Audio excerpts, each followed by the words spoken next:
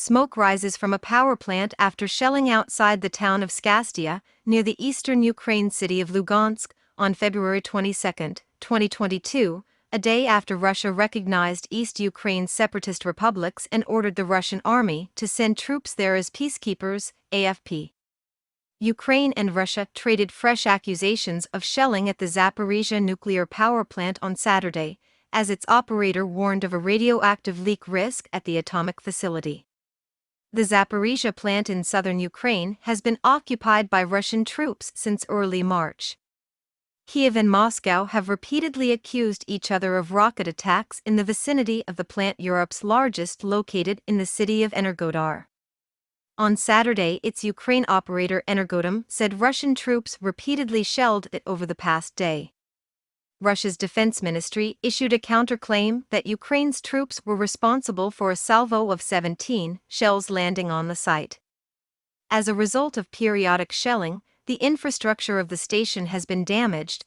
There are risks of hydrogen leakage and sputtering of radioactive substances, and the fire hazard is high, Energodom said on Telegram.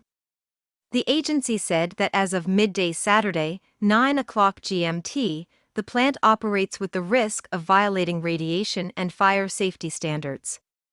Russia's defense ministry said Ukrainian forces shelled the territory of the station 3 times from the town of Marganets across the Dnipro River. In a communiqué, the ministry accused Kyiv of nuclear terrorism and said shells landed near areas storing fresh nuclear fuel and radioactive waste. Radiation levels at the plant remain normal, the ministry said. On Tuesday, residents in Khortytsky district, 45 kilometers, 29 miles, northeast from the power plant, were given iodine pills to reduce radiation risk in case of a leak. Residents closer to the plant told AFP earlier this month that they received iodine pills at the very start of the war. Power out. On Thursday, the Zaporizhzhia plant was cut off from Ukraine's national power grid for the first time in its 4-decade history due to actions of the invaders, Energodom said. Ukrainian President Vladimir Zelensky said the power cut was caused by Russian shelling of the last active power line linking the plant to the network. It came back online on Friday afternoon, but Zelensky warned the worst-case scenario is constantly being provoked by Russian forces.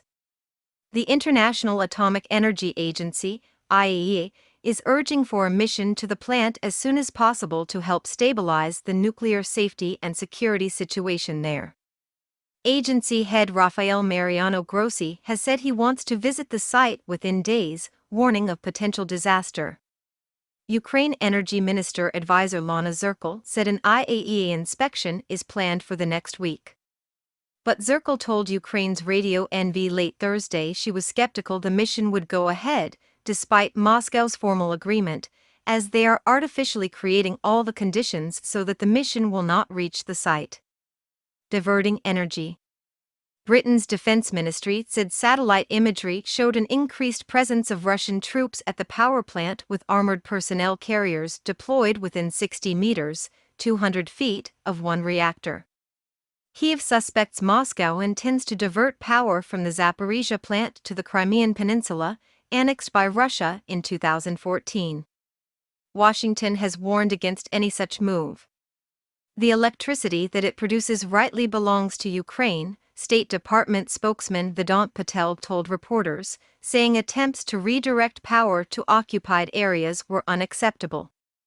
Russia's invasion of Ukraine, which this week entered its 7th month, has also prompted a wider global energy crisis. Anxiety over gas and oil supply has sent prices soaring. Meanwhile, the EU, which declares itself a staunch ally of Ukraine, has vowed to wean its 27 member states off Russian energy to protest the nation's attack on its neighbor. On Friday, both Germany and France reported that they expected electricity prices next year to increase tenfold over those this year. French Finance Minister Bruno Le Maire pledged on Saturday to keep electricity costs in check. Paris has put in place an energy price cap to shield households until December 31, and Le Maire said that next year's expected hikes would be contained increases.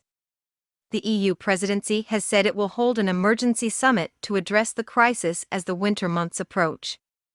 Meanwhile, on Saturday, Russia published a decree that makes it easier for Ukrainian citizens to live and work in Russia by scrapping work permits and allowing indefinite residency. Moscow says 3.6 million Ukrainian nationals, including 587,000 children, have come to Russia since the start of the offensive in late February.